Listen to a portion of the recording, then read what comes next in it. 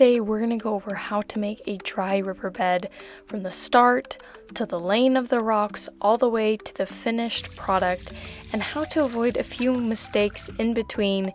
Here is where we started at.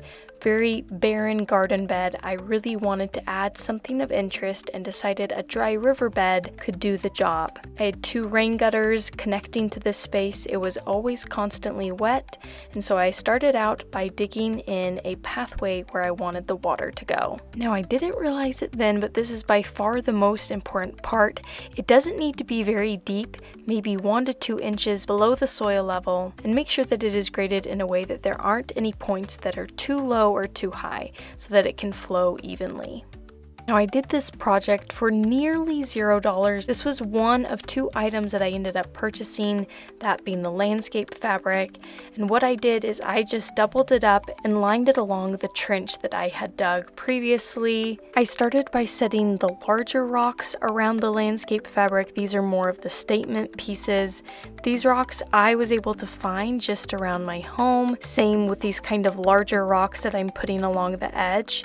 These smaller rocks that I am shoveling into the middle. Now, this is where Facebook Marketplace came in really handy, as well as my husband, because he is the one that went and picked it up. Someone had just listed this rock for free. I am certain that this will happen in your area as well if you are patient, but I was able to pick up what I needed, bring it home, and start laying it into our bed, and it was more than enough.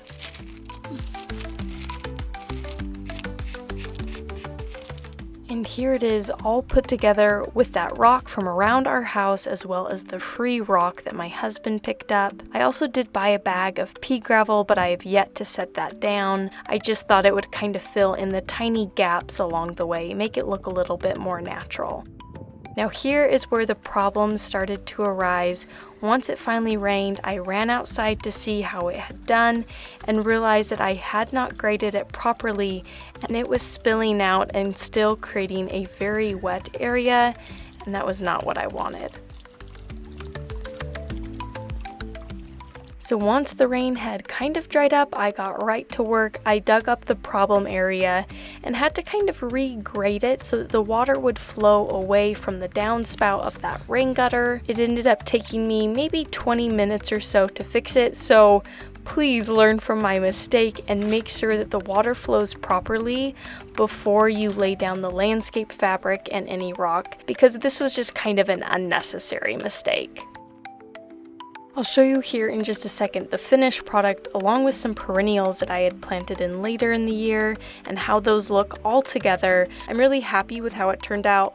All in all, I probably spent $5 for the pea gravel and then another $7 on the landscape fabric. So a really cheap project, but one that really made a difference in this gardening bed. I feel like it really took it to the next level, and I love how when it rains, it distributes that water to those new perennials that I have put in.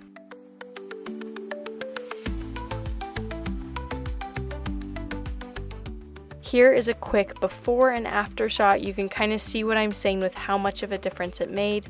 I hope this video is helpful. Thank you so much for watching. If you want more content surrounding plants, landscaping, gardening, feel free to subscribe.